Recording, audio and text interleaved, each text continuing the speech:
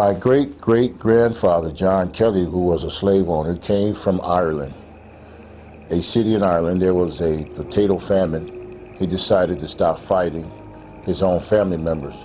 He went down to the Caribbean, and a place at that time was called Hispaniola. Hispaniola was one country, but today half of it's Dominican Republic, the other half is Haiti. He settled there in Hispaniola, the Haitian side, and he got a plantation, and he bought some slaves. Slavery was real big at that time. And one of those slaves was named Pkpe. Pkpe was my great-great-great-grandmother, which, believe it or not, was, I guess, from his siring, or, you know, came from him. His family became sick. His crops started to fail because there was a curse placed on him by some of the Haitian slaves. Then he decided to go into Texas. He moved into Texas, took some of the slaves with him, and when he got to Dallas, Texas, he had about 4 or 5 slaves left: Cupid, Senior, Pinky, and a few other slaves. And from there is where my father was born in 1917. My father married my mother in 1946 or so and moved to the New York area, and that's where I was born. My father didn't want any more children. At that time, there was about 6 or 7 other brothers and sisters were born before me. He told my mother he didn't want any more. So my mother said, well, I'm pregnant now, I'm not going to get rid of my child. And he said, yes, you are. He said, I already got it set up to take you to a back alley abortion clinic not far from a famous university there on the East Coast. And when my mother resisted having this abortion, he commenced to beating her and kicking her in the stomach and hitting her, trying to force the baby to come out or be stillborn. And so when that didn't work, he dragged her through the house and threw her in the car and took her down to where the abortionist was, and they were already waiting for her. They put her on the table, put her feet up in the stirrups, went inside of her with all kinds of weapons of destruction. And then they also was using types of pills and different things like that, making my mother swallow them, to try to destroy me from inside her stomach and through her womb area. And they worked on her for 2 or 3 hours, my mother said. And my mother, she actually felt like there was some hands inside of her blocking me from being destroyed. And when my father and the abortionist saw that they could not reach me, and they could not pull out any parts of my body, was trying to pull me out piece by piece, and they seen that they couldn't find me, they decided, they said, well, there's no way that she can either not be pregnant, or if she is, we're just going to leave the baby because there's too much trouble. We'll kill her in the process. And my father didn't want to kill her. He was just trying to get rid of another baby. And God saw to it that he spared my life. And from that, I'm here today. I was 4 years old when I started using drugs. My brothers were shooting heroin. When I asked them, I said, well, let me have some of that. And they said, oh, no, you can't have that. You're nothing but a child. You ain't old enough yet. And I heard a voice. It says, you don't have to listen to them.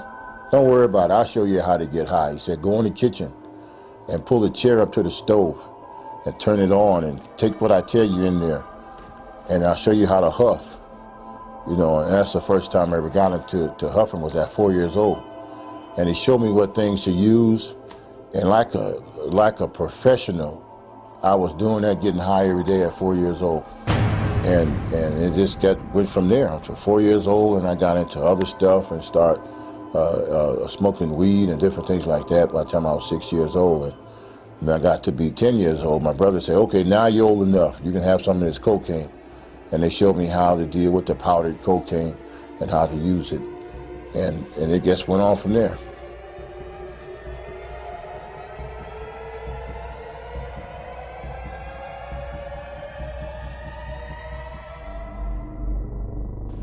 As Curtis grew older, he also realized his family was involved in voodoo, a type of witchcraft from Haiti. He also met a voodoo priestess who casted spells for love, money, and power, but for a price. The Haitian voodoo priestess, actually, she was a priestess from Haiti who lived in Brooklyn. See, everybody has a territory in witchcraft. It's just like drug dealers got a territory. Well, witches and voodoo people, they don't overlap a lot of times. They have they say there's enough customers for everybody to go around. So she worked under my dad. She would act like she was a church evangelist. She would call meetings at our house, and she would have women that come who have lost their husband, not so much lost him because of death, lost him because he left her. And she would tell them, she'd say, you want to get your husband back? I got a potion for you, I got juju for you, I have a fetish for this and that and the other. For every problem she had a solution for you. And she was teaching me how to do the very same thing. She said, you are the seventh child. You are the seventh child of the voodoo priest, and you're chosen. And she told me, she said, you weren't supposed to be aborted or sacrificed. You were supposed to be taught. And I didn't understand any of those things, what she was talking about, but I found out later what she meant. She meant that my father was trying to abort me, but actually he was supposed to save me for me to go down to be trained. And that's what she said. I'm here to train you so you can go down to Port-au-Prince and do work under Papa Doc Duvalier and in the palace there in Haiti. And that's what she came to do. She came to train me. She was my teacher. Curtis continued to learn about voodoo, but even at an early age, he began to realize that all of his power came at a terrible price. At an early age, living in Connecticut, Curtis Kelley became involved in drugs and gangs. He was also instructed in voodoo, a type of witchcraft from Haiti, from a high-ranking priestess. But despite his newfound power and money, Curtis began to see voodoo's dark side. She taught me what the love potions were, how to use them, how to slow a person's business down. As far as if you wanted to work a person over real bad with pavor nocturnus. Pavor nocturnus is a really bad thing. Night terror. She showed me how to put a person in nemas. Nemas is to put a person in a vicious spiral that they can never get out of. And the more they pay you to cast a spell off of them, the more they get wrapped into the spell. It's called Nemo cycle. And she said, you keep a person in Nemo cycle, you'll never be broke, because they got to keep coming back to you to get another spell and another spell, get them off of that spell, another spell off of that spell.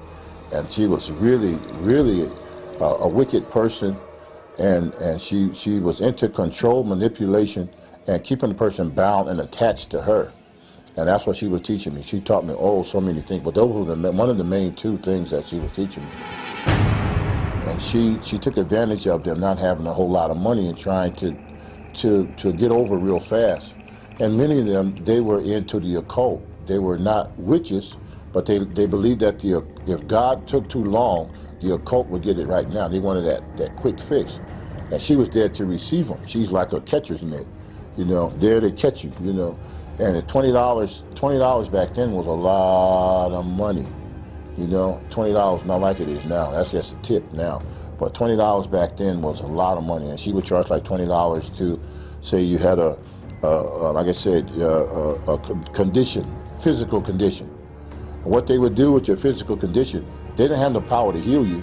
If you had a cramp right here, they would remove the cramp from here and they would put it down here in your knee. They would shift it. Shift it. There's witchcraft called shifting, where you can't heal, you don't have that power, but you shift. And they teach you she teaches me how to shift things from here to there. I move it over here. And what you do, you get a whole lot of people together in one room, all miserable, all suffering. You charge them $20, and you don't give them all of it. You give them a piece of the information to keep them coming back. And as a child, I stood there and I watched, and I said, this lady sure can control people. She has a very crafty way of controlling people. And many of the people that she was controlling, they went to church on a regular basis. She would say, isn't God good? Don't we praise God today? And I would stand off in the corner watching it. Isn't God good? But see, I can run up and down the stairs and see and bring her supply of witchcraft stuff. Bring me this, bring me that, and bring me my pouch of this, or bring me bring me my oil, bring me this. And I would bring this to her, and the people would give her the money And she would give them this pouch, and they would go home, and I would watch husband after husband, boyfriend after boyfriend come back, because as usual, she was using. One day, the voodoo priestess showed young Curtis a doll, which had some paranormal powers. Remember back in those days where you pulled the string and the doll would talk? Well, she didn't have to pull the string for her doll to talk. The doll would just talk to her, and she would talk back to the doll.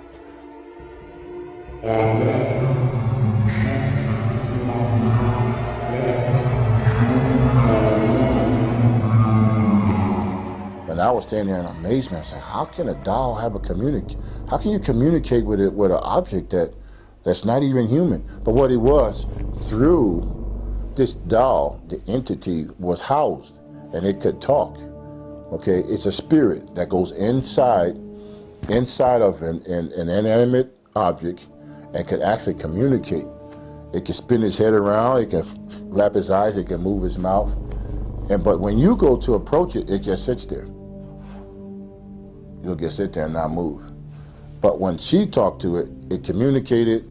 It told her what person is coming tonight and what problem they had, because it's a familiar spirit. That spirit can leave that doll, run to a person's house in the neighborhood, and show them each one of their problems, or show her each one of the people's problems. Case in point, one time in particular, she was doing another meeting at her house, and the doll told her certain things.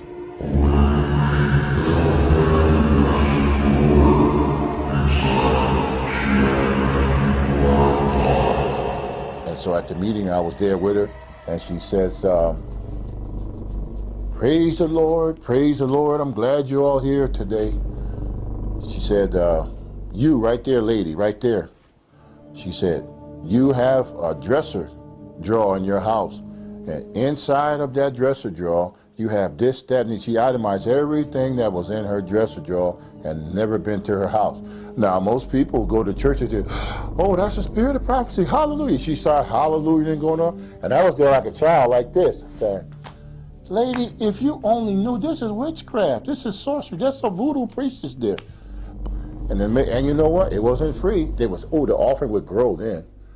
Every time she would prophesy, I call it prophesy to somebody out of God, the people would just throw money at her, As Curtis plunged deeper into voodoo, he became frightened by strange apparitions that happened in his own bedroom.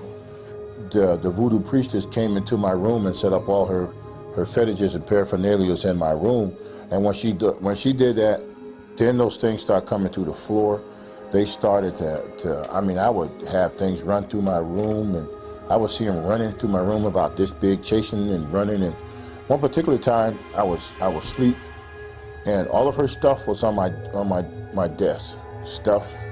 This stuff, powders and all kinds of things, and parts of animals and hair and fingernails and all those things. That's why you got to be very careful who you give your hair and fingernails to.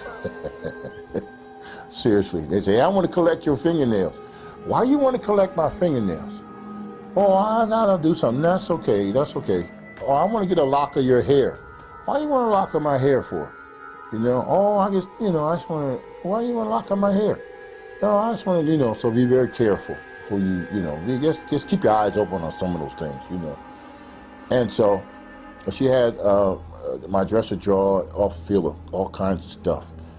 And one day I was laying down and I heard something shaking under my bed. I said, what in the world is that shaking under here? So I woke up all the way and I turned the lights on. I said, what can this be shaking under my bed? What is this? So I looked under the bed, and then I saw my dad. I said, Dad, what you doing under this bed? What's going on? To myself, I said, you sort of old to be playing these kind of games. It's late, go downstairs and go to sleep. He didn't say anything, just got a grin on his face like this. And his skin tone was green and he was all scaly. And I had never seen anything like this before. I said, Dad, what kind of stuff is this?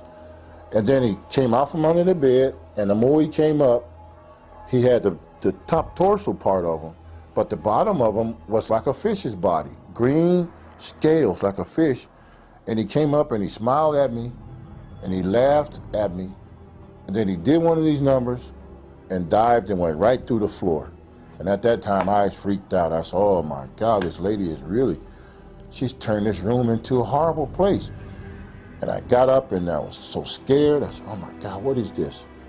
Wow, what is this? Wow, I didn't know this was all involved with this voodoo stuff. And as I was sitting there on the edge of the bed with the light on, I heard something in the closet. And I said, oh, now what is this in the closet? I opened the closet door, and there's about 2 or 3 little imps running, just running. And they ran right through the wall. I said, oh my God. And all that night, I get set up on the bed. And I was too afraid to go back to sleep. I didn't know what to do. And I said, my God. I said, wow, what am I into? And then that next day or so, she came back. She didn't stay with us all the time. She would go to New York and come back, go to New York and come back, which was only like a half-an-hour drive where we lived. And she said, this is what she told me. She said, you know, you're a chosen vessel, that you're a Haitian. I didn't know anything about Haiti at that time, only 6 or 7 years old. She said, you're a chosen vessel and you're going down to the palace for Papa Doc. So I didn't know Papa Doc from Hippity Hop. I didn't know what it was. Curtis Kelley learned voodoo from an early age. But as he gained money and power, an evil demon asked him to pay the ultimate price. Well, I know there's one, it's called Big Face. This is a very serious thing because it makes you, this spirit, this ghost spirit thing, or called Big Face, it'll make you an offer. His job is to make you an offer to sell your soul outright to the devil. Sell your soul outright. So you could be around the perimeter, messing around with certain things, and witchcraft and voodoo and obeya, santeria and stuff like that. You can be on the perimeter. But they want you in wholeheartedly, all the way in. They don't want you just playing around. They want you all the way in. And they'll send certain spirits out there to do it. And this was one of those spirits. And it said, come into the closet. And I went in the closet like it told me. It said, shut the door. Now I had to move some of the clothes around the closet, hanging up on the hangers, and shoes in the way, of course, like closets are. And it says, join us. Join us. Bring your whole self into this. And I said, I thought I was already in it. Didn't you just see what I saw the other day, climbing up and jumping, stuff running through the closet? I thought I was already in it all the way. He said, join us. He said, give us your whole self. I said, how in the world can I give you my whole self? I'm just a child. I don't know anything about giving my whole. He said, say these words, and then you can join us full-fledged all the way. And then when he said that, all the clothes disappeared. The clothes in the closet disappeared. The shirts disappeared. The shoes, everything disappeared. In this closet became like I was standing out in space with the stars. There was no floor. I was standing right there. The floor disappeared, and I'm standing there, and it was just myself and that spirit face to face.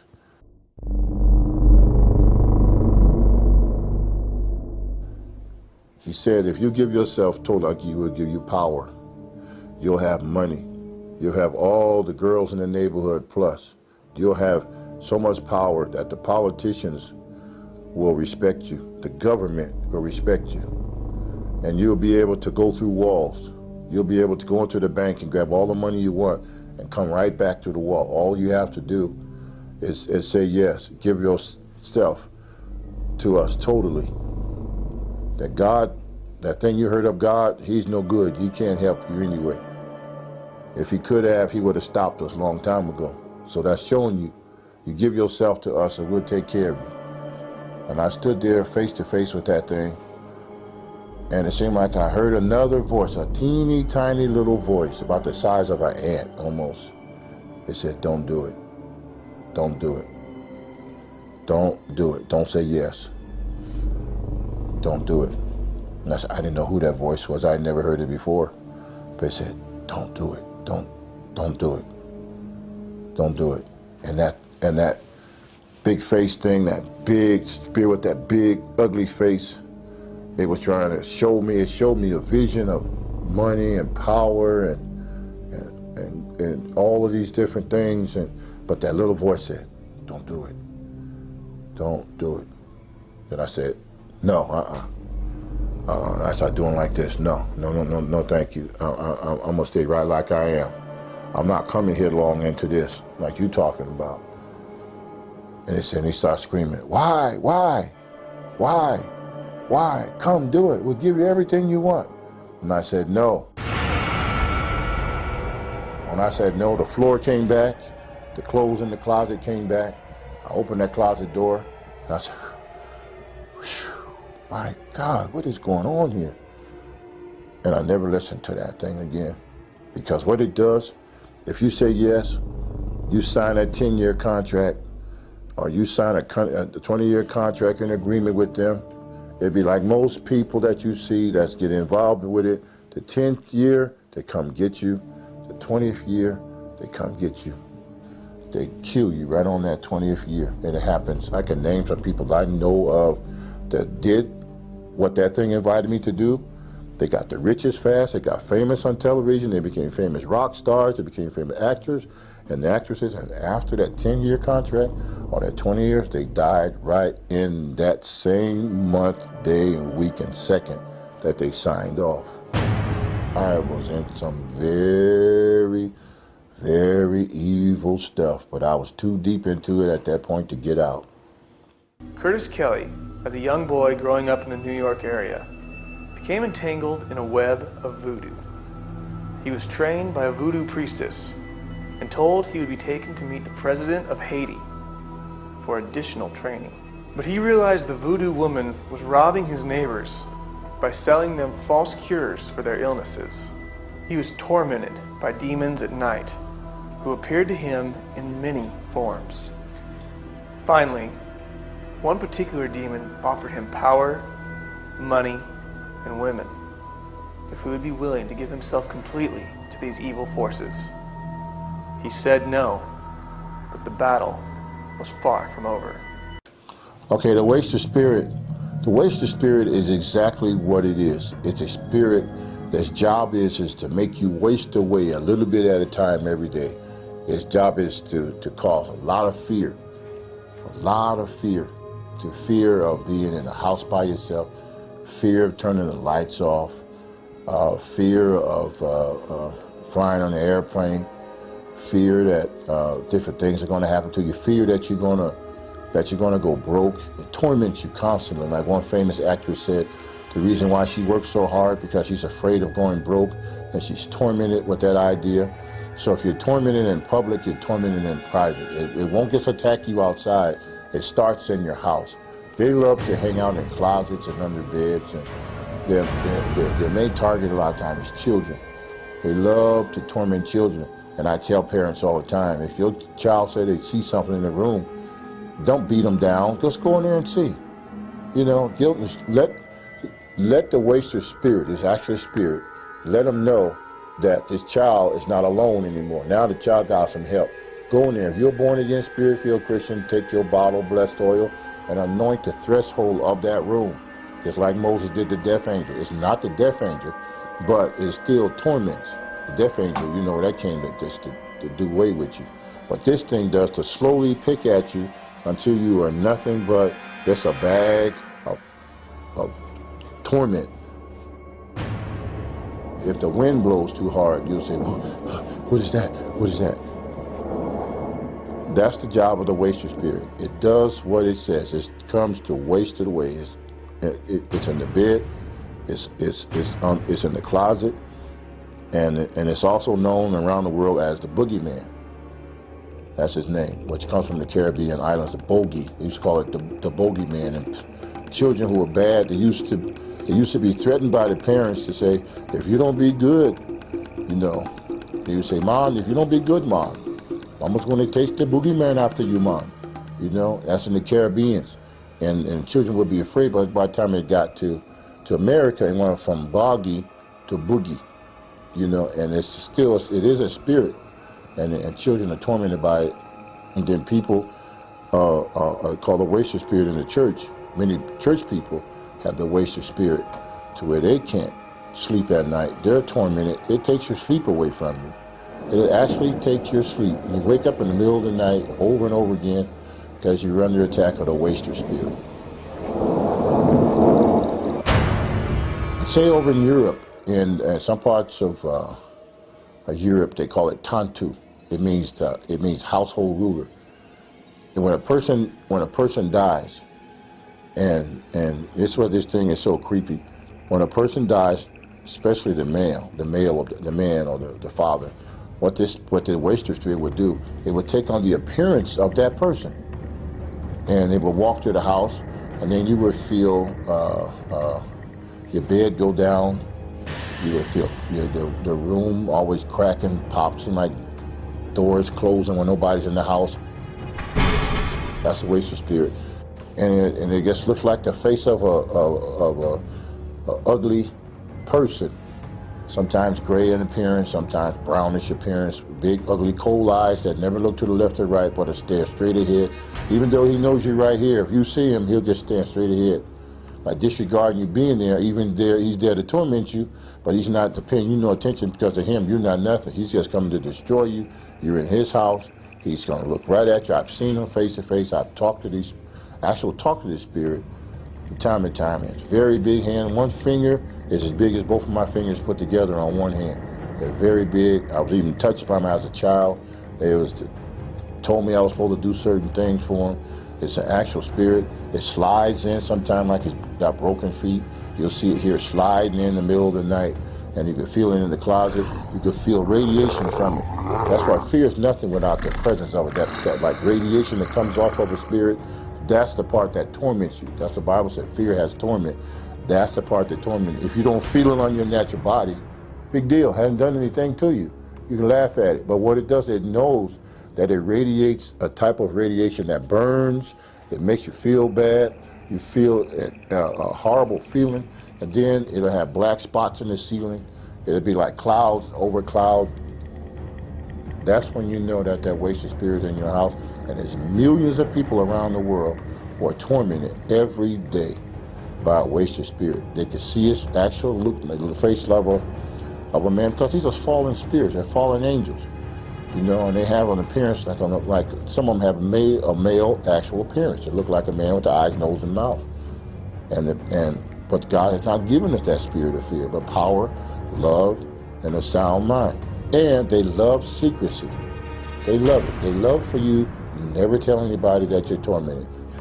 Don't say anything. Nobody's going to believe you. See, and that person that you want to tell, he may be tormented too. See, so there may be three of you tormented in the same room, but he said, don't tell, because he doesn't want to be brought to the light. They hate the light. Any kind of light, they hate it. They hate it. They actually hate it.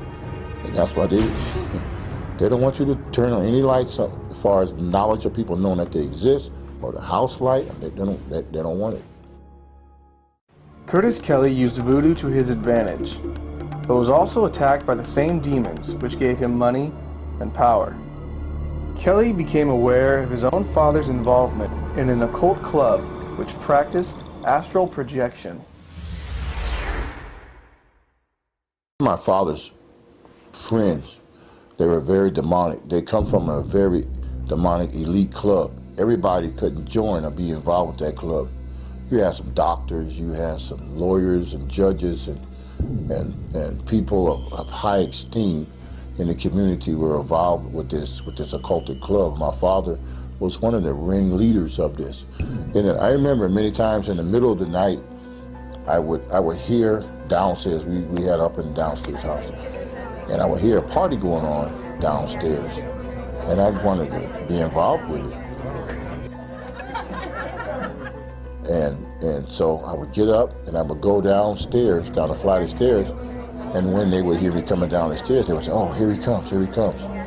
And they would, I would see as their feet and everything went right through the wall, solid wall. And I said, wait a minute, how is that possible? And so they would come back again, and so I said, okay, I'm gonna sneak down there and see who these people are. And my father would be entertaining them. And they would be partying, smoking, drinking, laughing, making all kinds of noise. But when they would hear I'm getting close, they'd say, "Oh, here we come." And each time I come, I would see more of them. And they could actually just come right to a wall.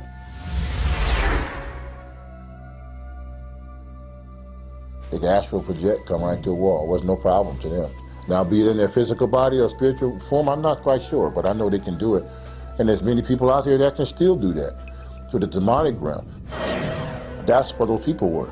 They have sold themselves out 100% to where they can astral project and they can go from one place to another. That's why when you want to go overseas, make sure you know the principalities, powers, and everything in those regions before you go there, because in some parts of the world, those priests, those shamans, and those voodoo priests, and the witches, and Santeria, and all the people that practice Obeya and all that stuff, those people are the higher level of witchcraft. They literally can get on their cedar broom and fly or levitate. They can do all of those things without it, without an airplane, without a helicopter or anything. They just straight when they want to go somewhere, they just go.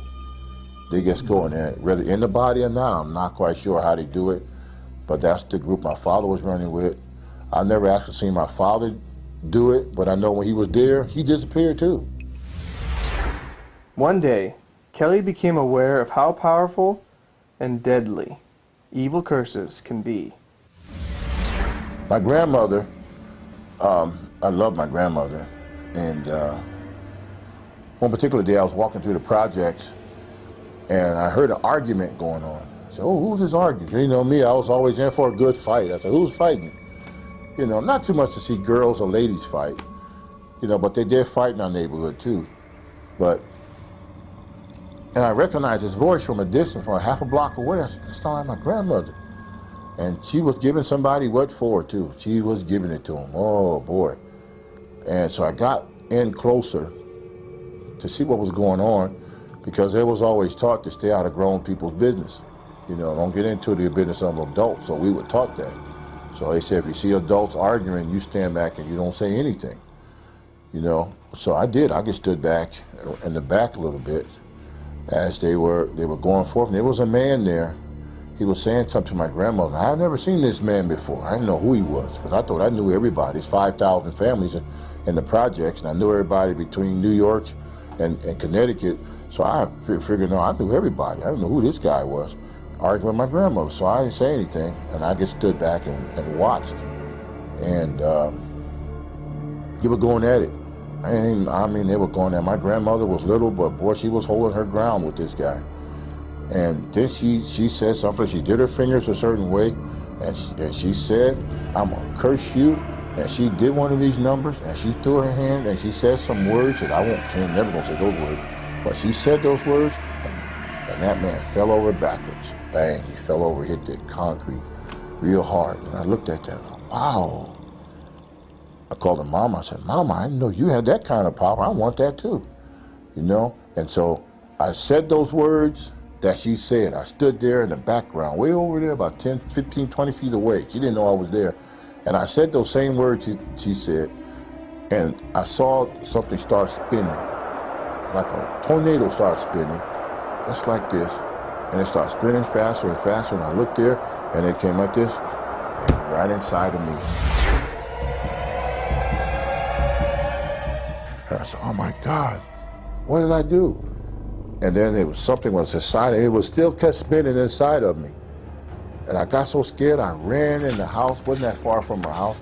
I ran in the house, and I saw my brothers and sisters and everybody there, and I was trying to explain to them what was going on. And said something, I kept saying, something's in me, something in me.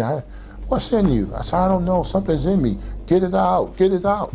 Something's in me, get it out. They said, oh, you crazy, nothing in you. What's in you? So I said, it's inside, something's inside me.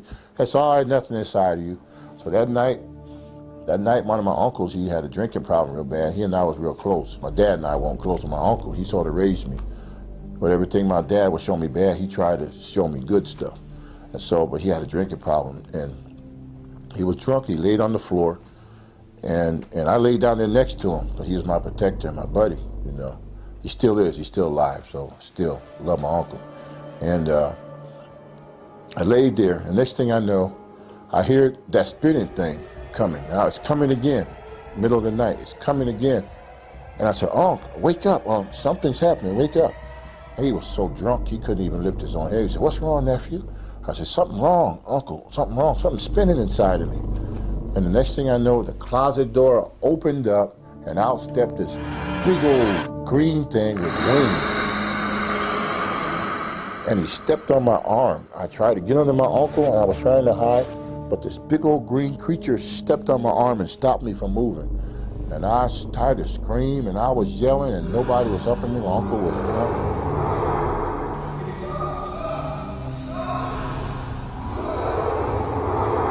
That started a whole new thing from those words my grandmother was doing, putting the curse.